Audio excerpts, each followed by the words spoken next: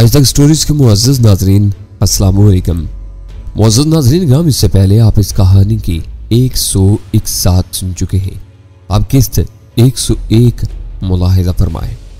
खराबी बस यही थी कि कार्ड किसी बीसी किलमोर के नाम पर था, मगर वीरा ने मुझे 2 ऐसी मुसद्दका दस्तावेजात भी दे दी थी जिनमें से एक पर मैंने अपनी तस्वीर चस्पा कर ली थी और मैं कहीं भी खुद को उस नाम से शनाख्त करवा सकता था। लंदन से बाहर उसकी बहुत सी चीजों का शोरा है, जिनमें दरियाई टीम जैग बैन पगार्डली स्क्वायर और ट्रेफाल्गर स्क्वायर शामिल है। मगर सुल्तान शाह ने उन सब को नजरअंदाज करते हुए पहले ऑक्सफोर्ड सर्कस चलने की फरमाइश की और हम अपने स्टेशन में दाखिल होकर विक्टोरिया लाइन के प्लेटफार्म पर पहुंच गए। ऑक्सफोर्ड सर्कस की नीम दायरे नुमा सुरंग में प्लेटफार्म से गुजरकर हम बाहर निकले तो वहां हर तरफ स्याहों का अज़दहम था। सुल्तान शाह कुछ देर तो मेरे साथ बाजार की सैर करता रहा, फिर वो पूछ बैठा, ये ऑक्सफोर्ड सर्कस कहाँ है? जहां हम स्टेशन से निकले थे वही ऑक्सफोर्ड सर्कस था, वहां बोर्ड भी लगा हुआ था। मैंने कहा, वो बोर्ड तो मैंने भी देखा था, मगर सर्कस कहीं नहीं नजर आया। उसने साथ किसे कहा, ओह तो तुम उसे वो जानवरों वाला सर्कस समझ रहे थे। मैंने एक गहरा सांस लेकर हंसते हुए सवाल किया, तो क्या कोई और भी सर्कस होता है? उसने मासूमियत से जवाबी सवाल किया, अंग्रेज अजीब कौम है, इसका सर्कस ऐसा ही होता है। मैंने उसकी सादा लोहे से माजूज होते हुए कहा, यह सर्कस यानी चौराहे को सर्कस कहते हैं। इस शहर में तुम्हें जा बजा सर्कस नजर आएंगे, लेकिन मेरा ख्याल है कि हर जगह जानवरों की बजाय इंसानों के हजूम चलते फिरते नजर आएंगे। ला हौला वला कुव्वत। वो खिफत अमेज अंदाज में हंसा। मैंने तो इसी ख्याल से ऑक्सफोर्ड सर्कस के लिए कहा था कि यहाँ थोड़ी देर बैठकर मस्करों और जानवरों का तमाशा देखेंगे। अगर सर्कस सिर्फ चौराहे ही होते हैं तो लानत भेजो इन पर, क्यों ना हम इस लम्हे से अपने काम का आगाज करते।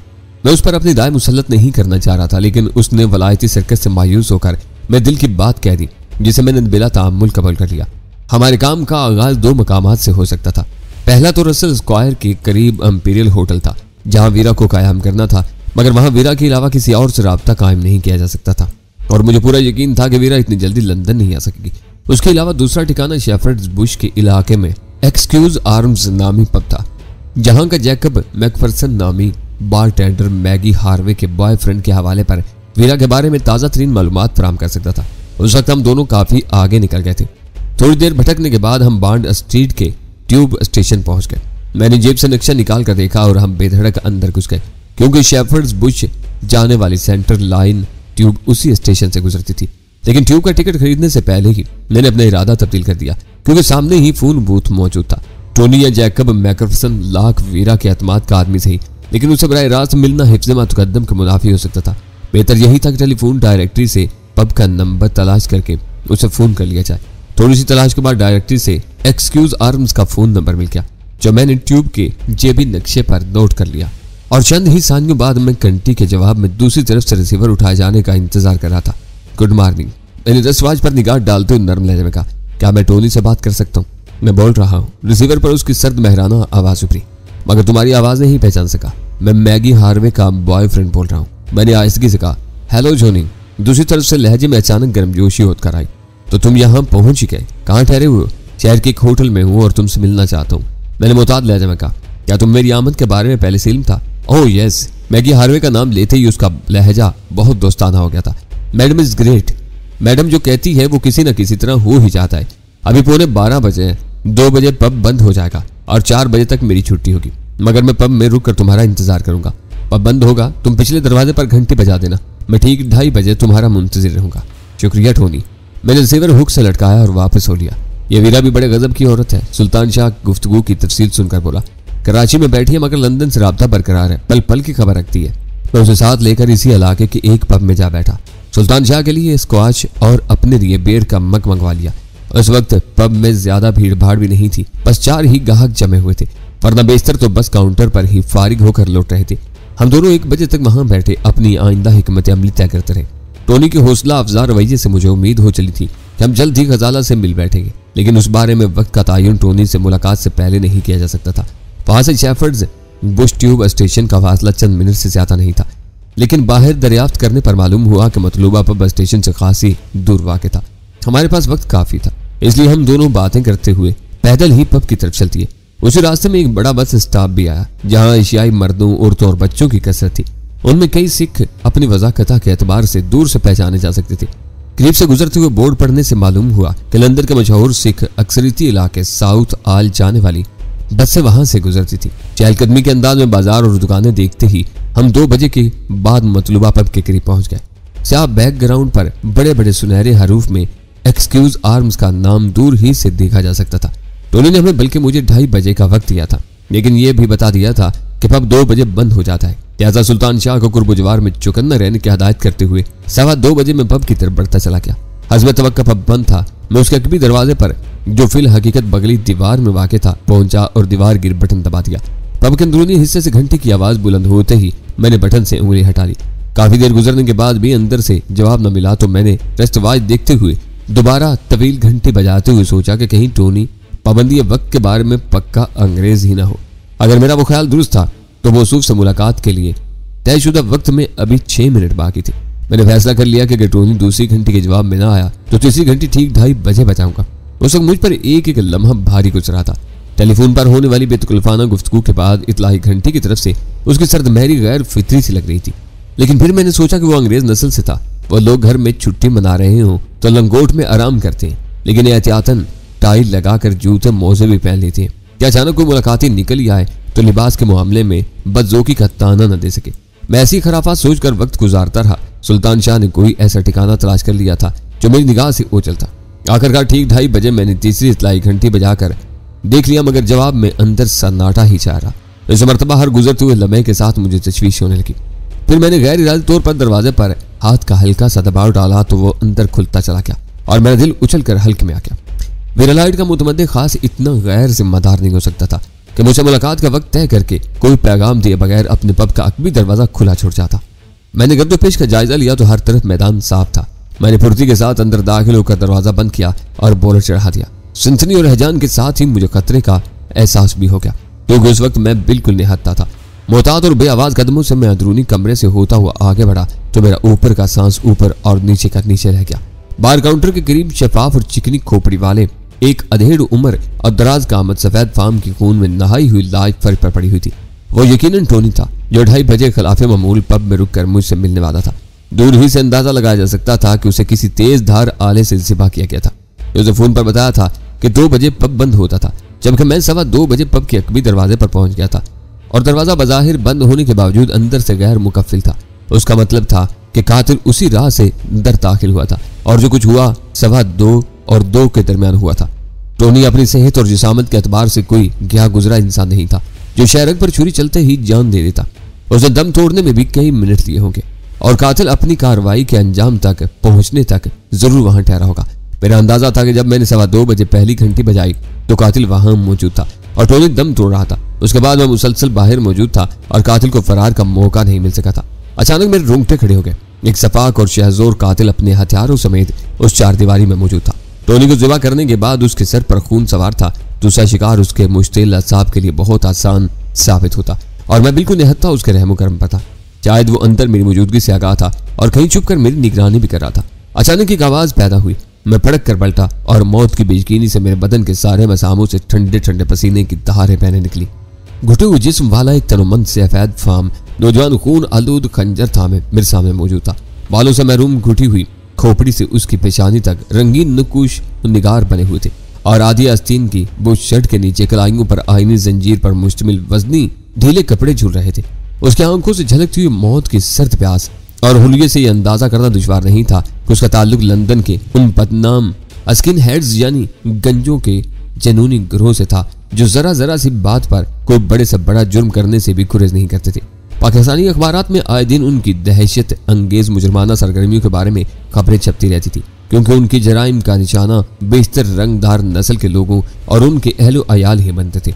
उनमें बेशतर वो बिगड़े हुए नौजवान लड़के लड़कियां होते थे जो सने बलूगत को पहुंचने के साथ ही अपनी फलाही ममलिकत के खजाने पर बोझ बन जाते थे और कोई काम किए बगैर खजाने से बेरोजगारी अलाउंस वसूल किया करते थे। ऐसे बेरोजगारों को पूरे बरतानिया में ऐसा तहफ़्फ़ुज़ मुयस्सर था कि वो रायती नरकों पर सफर के साथ मुकर्रम मकाम पर क़याम ताम के रायती दामों के हकदार भी होते थे और जो अपने मुआशरे में एक अलग इकाई की सूरत इख्तियार करके मंशियात नोशी, तशद्दुद, खून रेजी और जिनसी बहरा रवी का शिकार होते चले जाते थे। लेकिन मेरे खंजर बरदार मुकाबले ने चंद मिनट कबल किसी एशियाई का नहीं बल्कि किसी अंग्रेज का खून किया था। जैकब मैकफरसन की खून में नहाई हुई लाश उसकी दरिंदगी का खुला सबूत थी। हाथ ऊपर उठाओ। वो आहिस्ता आहिस्ता मेरी तरफ पेशकदमी करते हुए धीमी मगर सफाकाना आवाज मुस्कुराया। और मुझे यूं महसूस हुआ जैसे वो आदमजाद नहीं बल्कि लहू का प्यासा भेड़िया हो। मैंने उस पर से नजरें हटाए बगैर अपने दोनों हाथ उठा दिए और मुख्तसर से हाल के वस्त में आकर थम गया। यूं महसूस हो रहा था जैसे वो किसी भी लम्हे खंजर समेत मुझ पर टूट पड़ेगा। इसे तुमने सिवा किया है? मैंने जमूद तोड़ते हुए गंभीर लहजे में सवाल किया। उसने खिलाफ तौका भड़कने बजाय फखरिया और एतमाद के साथ अपने सर को ऊपर नीचे जुम्बी थी। कालाहान से तसादम मोल लेने वालों को ज्यादा दिन चिंता रहने की मोहलत नहीं मिलती। ओह, तो तुम ही कालाहान हो? मैंने बेइख्तियार तहय्युर अमेज लहजे में कहा।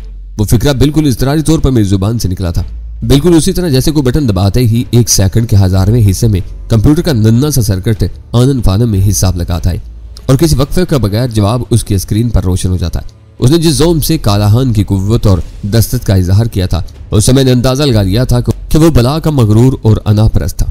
शायद वो उसे अपनी खूबी तसव्वुर करता हो, लेकिन मेरी नजरों में जिस्मानी ताकत से असलहा तक वो हर एतबार से मुझसे बरतर था। अगर उसमें कोई कमी थी तो बस यही कि वो अनापरस्त था और उसकी अना को उभार कर मैं शायद उससे अपनी राह पर ला सकता था, वरना उस हैरान और बंद शराब खाने में मेरी चीखों पुकार भी मुझे उसके हाथों से बाहों से नहीं बचा सकती थी। उसके चेहरे पर बहुत हौसला अफजा रद्दअमल रूनमा हुआ। लम्हा भर के लिए किसी खुद पसंद अहमक की तरह उसका मुंह खुला, सर्द और बेरहम आंखों में हैरत मुइज़्ज़न नजर आई। फिर वो बोला, तुम मुझे क्या जानो? मुलाकात पहली ही है, लेकिन शोहरा बहुत दिनों से सुनता आया हूँ। मुझे उम्मीद नहीं थी कि तुमसे इतनी आसानी के साथ मुलाकात हो सकेगी। शायद अब मेरा काम मन ही जाएगा। उस वक्त यकीन आया कि खुशामद वाकई सोचने समझने की सलाहियतों पर जहर कातिल का असर रखती है। मेरे झूठ पर उसका दो हैकल सीना जरा और फैल गया। तुम कौन हो और मुझसे क्या काम आ पड़ा है तुम्हें? उसने गर्दन तान कर सवाल किया। बात लंबी है, इजाजत दो तो जरा एक सिगरेट सुलगा लूं। मैंने कोई कहानी तराशने के लिए वक्त हासिल करने की नीयत से कहा, मगर उसने सख्ती से इनकार कर दिया। वो जिस ज़ौक़ का मालिक था वो मेरे सामने था। सूरत हाल के हर पहलू से जाहिर हो रहा था कि जैकब का कत्ल उसी ने किया था। लिहाजा मैं उससे ऐसे ही किसी काम की उम्मीद जाहिर कर सकता था, लेकिन मैं कौन था यह मैं उसे क्या बताता? मेरे जहन में तेजी के साथ रेल चलने लगी। जैकब ने मुझे मैगी के बॉयफ्रेंड के तौर पर पहचाना था और मुझे वो हवाला वीरा ने बताया था। फोन पर मुझे शिनाख्त करने के बाद ही जैकब ने 2:30 बजे मुझे मुलाकात के लिए पब में बुलाया था, मगर बार बंद होने के बाद 2:15 बजे की कलील सी दरमियानी मुद्दत में कालाहान ने बेरहमी के साथ उसे हलाक कर दिया। जैकब के कत्ल का सबब कुछ भी रहा हो, मेरे नजदीक असल अहमियत वारदात के वक्त की थी। कालाहान को अगर उससे कोई दुश्मनी थी तो वो उसे पहले या बाद में भी मार सकता था। आखिर उसने ऐसे ही वक्त का इंतखाब क्यों किया था जब मैं जैकब से मिलने वहां पहुंचने वाला था? फिर ये नुक्ता भी काबिल गौर था कि कालाहान 2 बजे ही अंदर ना घुसा होगा, वरना थोड़ी बहुत बहस और शायद हाथापाई के बाद ठीक 2:15 बजे उसके नरखरे पर छुरी न फिर चुका होता। उसका मतलब था कि वो बहुत पहले से पब में मौजूद था और वक्त खत्म हो जाने के बावजूद बाहर नहीं गया था, वरना पब बंद हो जाने के बाद जैकब अपने किसी दुश्मन को इतनी आसानी के साथ अकबी दरवाजे से अंदर ना आने देता। यह भी मुमकिन था कि बार बंद होने की घंटी बजते ही कालाहान सोचे समझे मंसूबे के तहत बाथरूम में जा छुपा हो और फिर अंदाजे की बिना पर मैदान साफ होते बाहर निकल आया हो। लेकिन उन सब नुकात में वक्त का इंतखाब सबसे अहम था और वही मुझे अपनी शिनाख्त के इख्तफा पर उकसा रहा था। वीरा का आदमी होने के नाते जैकब मेरा दोस्त और हमदर्द था, लिहाजा उसका जानी दुश्मन मेरा दोस्त हरगिज नहीं हो सकता था। मेरा नाम अकबर है। मैंने गहरा सांस लेकर कहना शुरू किया। मैं यहाँ एडम की तलाश में आया हूँ। तुम्हारा हम नस्ल वो छोकरा भारत से मेरी मंगेतर को वरगला कर लाया है। मुझे बताया गया है ये काम तुम ही बेहतरीन तरीके पर सर अंजाम दे सकोगे। भारत से? उसने बुरा समूह बनाकर दोहराया। नाम क्या है लड़की का? हाँ, भारत से। उसका नाम शक्ति है। बहुत सादालू और मासूम है, हर एक की बातों में आ जाती है। मैंने अपने अल्फाज में जोर पैदा करने के लिए उदास लहजे में कहा। वो यूं चुप हो गया जैसे मेरी कहानी सुनकर किसी गहरी सोच में पड़ गया, लेकिन उसकी निगाहें मुझ पर जमी हुई थी और हाथों में दबा हुआ खून आलूद खंजर किसी बिले में वार करने के लिए तैयार था। ऐसा मालूम हो रहा था जैसे वो मेरी सुनाई हुई कहानी की कड़ियां किसी और वाक़े से मिला रहा हो। तुम्हें मेरा नाम किसने बताया था? आखिरकार उसने मुझे घूरते हुए सवाल किया। कृष्ण लाल ने। वो कुछ अर्सा पहले यहाँ रह चुका है। मैंने मुताद लहजे में कहा। मैं किसी कृष्ण लाल को नहीं जानता। उसने चंद सानियों तक ज़हन पर जोर देने के बाद कहा। मेरे लिए यही काफ़ी था कि वो अजनबी मुल्क में किसी को जानता था। जरूरी नहीं कि वो बराह रास्त तुमसे आशना रहा हो। वो खुद भी शाहजोर आदमी है। हो सकता है कि किसी से तुम्हारे बारे में सुनाओ। वो अजीब से अंदाज में यूं हंसा कि उसका पूरा बदन हिलने लगा। फिर फखर आमेज लहजे में बोला, ये मान सकता हूँ, मेरा नाम तो लेक डिस्ट्रिक्ट तक में जाना पहचाना जाता है। इजाजत हो तो मैं अपने हाथ गिरा लूँ? मैंने उससे सवाल किया। अभी नहीं। वो अपने दस्तवाज पर निगाह डालते हुए बोला, मेरे पास वक्त कम है और अभी अहम तरीन सवाल का जवाब मिलना बाकी है। उसी पर तुम्हारी जिंदगी का इन्हिसार होगा। पूछो, मैं तैयार हूँ। मैंने धड़कते दिल के साथ कहा। तुम शक्ति की तलाश में आए हो। ये मुल्क तुम्हारे लिए अजनबी है और तुम मुझसे मिलना चाहते थे। फिर पूरा शहर छोड़कर ठीक 2:15 बजे इस जलील पब में कैसे आ पहुंचे? कृष्ण लाल ने बताया था कि तुम्हारे बारे में एक्सक्यूज आर्म्स के बार टेंडर से मालूमात हासिल हो सकेंगी। मैंने अपने हैजान पर काबू पाते हुए पुरस्कून लहजे में कहा। यहाँ पहुंचा तो बार बंद था। मैं समझा कि पब दिवालिया हो गया, लेकिन तजस्सुस से मजबूर होकर बगली दरवाजे पर पहुंच गया।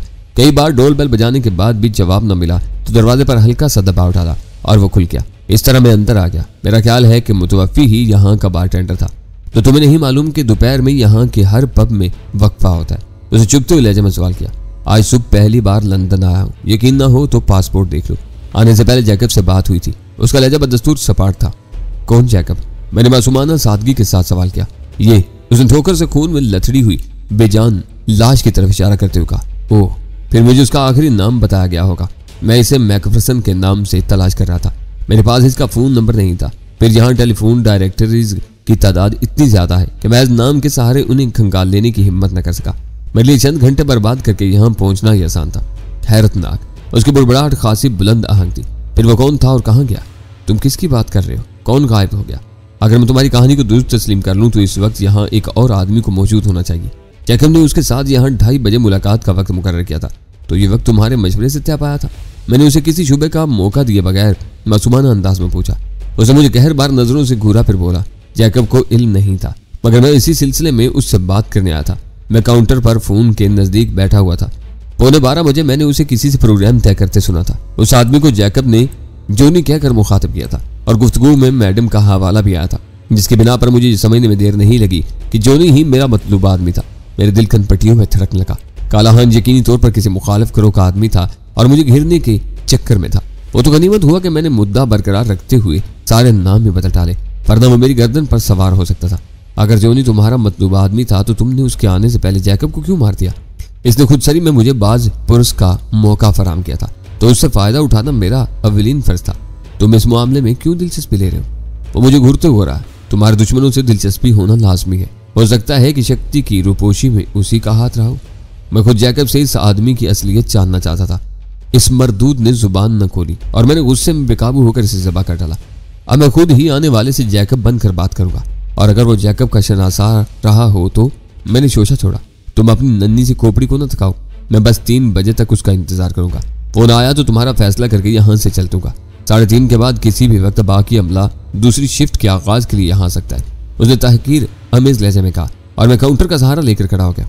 उसने मेरा ध्यान रखते हुए बाएं हाथ से सिगरेट का पैकेट और लाइटर निकालकर बैक वक्त 2 सिगरेटें सुलगाई और उनमें से एक मेरी तरफ उछाल दी, जिसे मैंने शुक्रिया के साथ फिजा में ही लपक लिया।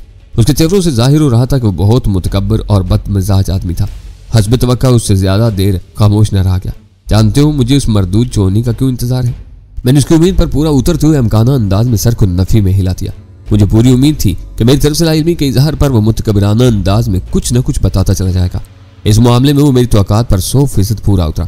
तुम शक्ति की तलाश में हो और मुझे घेज़ेला की तलाश है, वो तल्ख लहजे में बोला, और मैं उसकी मनहूस जुबान से गजाला का बिगड़ा हुआ नाम सुनकर चौंक पड़ा। मेरा वजूद यक बयक सुन होकर रह गया था। ये घेज़ेला क्या बला है? मैंने अपनी दिली कैफियत पर काबू पाते हुए कदरे हैरत के साथ सवाल किया। वाकई बला है बला, वो एक ठंडा सांस लेकर बोला, और मेरे रगों में दौरान खून यक बयक तेज हो गया। एक बेहद हसीन और पुरकशिश मशरकी लड़की है, जिसे देखते ही ख्वाह उस पर आशिक होने को दिल चाहता है, वो कह रहा था, और मुझे उसकी आवाज किसी गहरे कुएं से आती हुई महसूस हो रही थी। कुछ पता नहीं कि वो कहां से मरती खपती जैकब के हाथ आ लगी, और उसने किसी बेहतर सौदे की उम्मीद पर उस दिलफरेब लड़की को लंदन में अपने पास रखने के बजाय काउंट्री में अपने भाई के पास पहुंचा दिया। और औरतें उम्मूमन उसे बेजरत तसव्वुर करती है। मेरे आदमी को भनक मिली तो वो उस लड़की को अपनी अना का मसला बना बैठे। पहले दूर दूर से उस पर डोरे डालने की कोशिश करते रहे।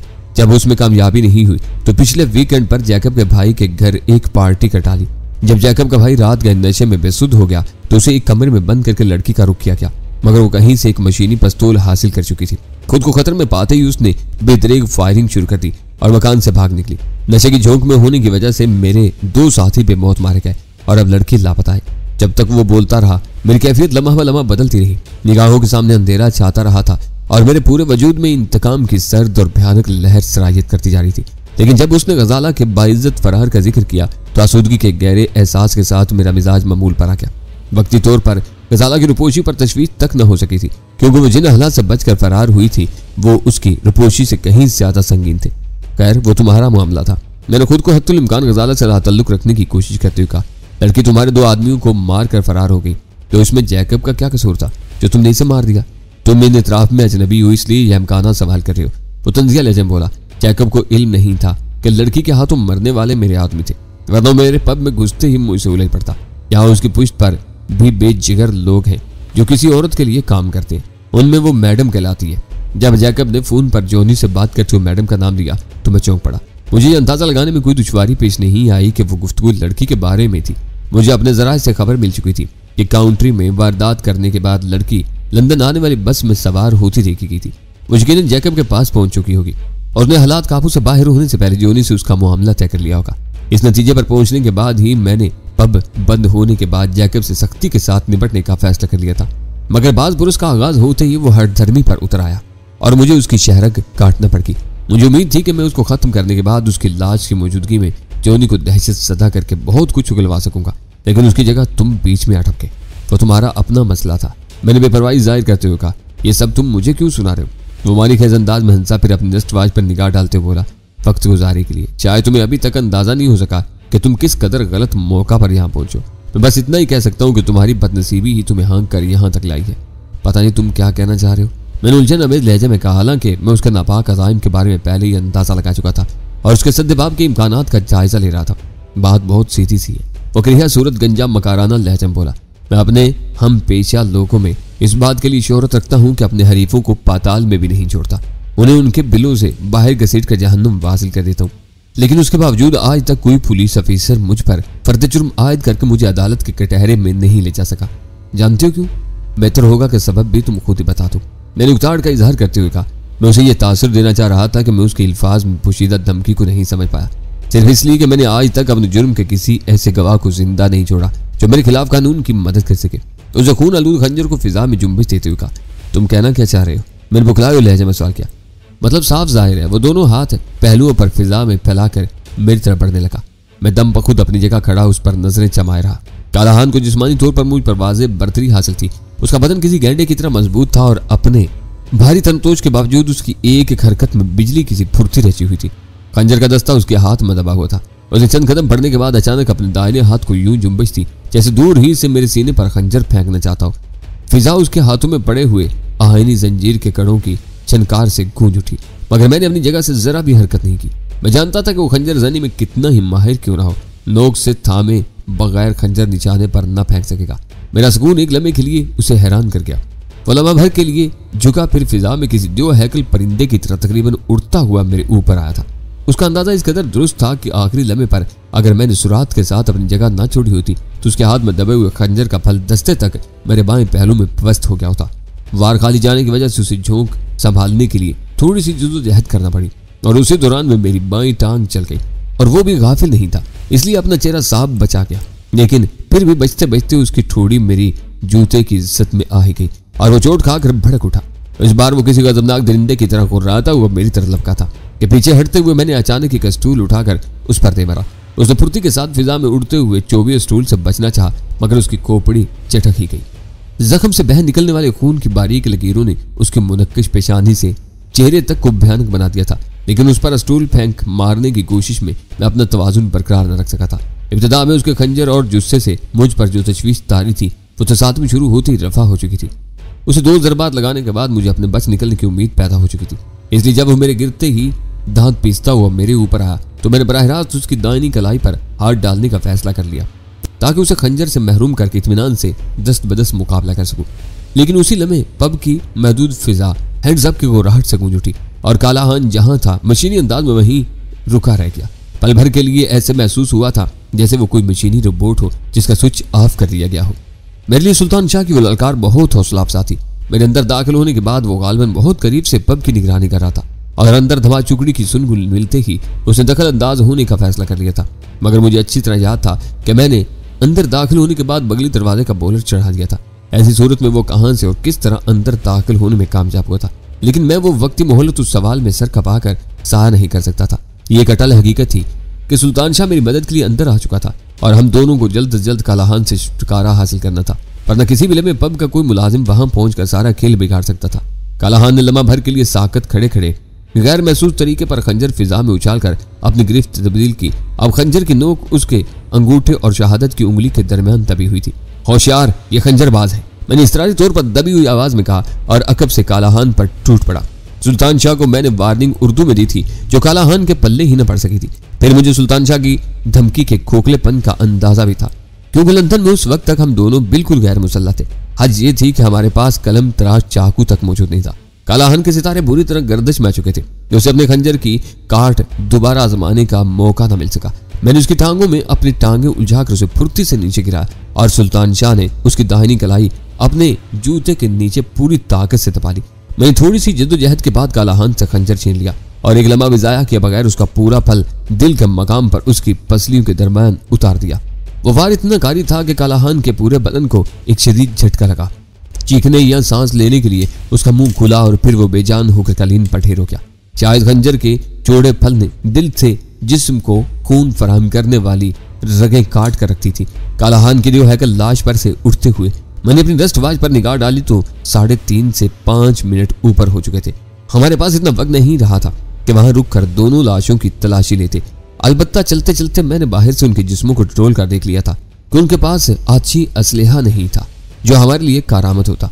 सुल्तान शाह ने पब के बगली दरवाजे का बोलट गिराया और हम दोनों किसी की नजरों में आए बगैर यके बाद दिगरे बाहर निकल आए। मुझे शिद्दत से यह खौफ लाहक था कि कालाहान से हाथापाई में मेरे चेहरे वगैरह पर कोई खून आलूद खराश न आ गई हो जो बाहर किसी पुलिस वाले की नजरों में आकर मिली दुश्वारी का सबब बन जाए।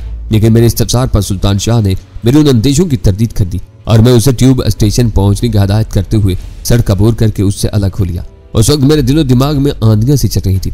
जब तक कालाहान मौत बनकर मेरे सर पर सवार था मैं सब कुछ भूल कर अपनी सारी तवज्जो उस पर मरकूज किए बैठा था। लेकिन उसे मौत की बेरहम वादियों में धकेलते ही यह होलनाक एहसास दिमाग पर तारी हो गया था कि कालाहान की कहानी के मुताबिक गजाला अब काउंट्री में नहीं थी, बल्कि अपनी तरफ बढ़ने वाले 2 भेड़ियों को जहन्नुम वासिल करके कहीं फरार हो चुकी थी।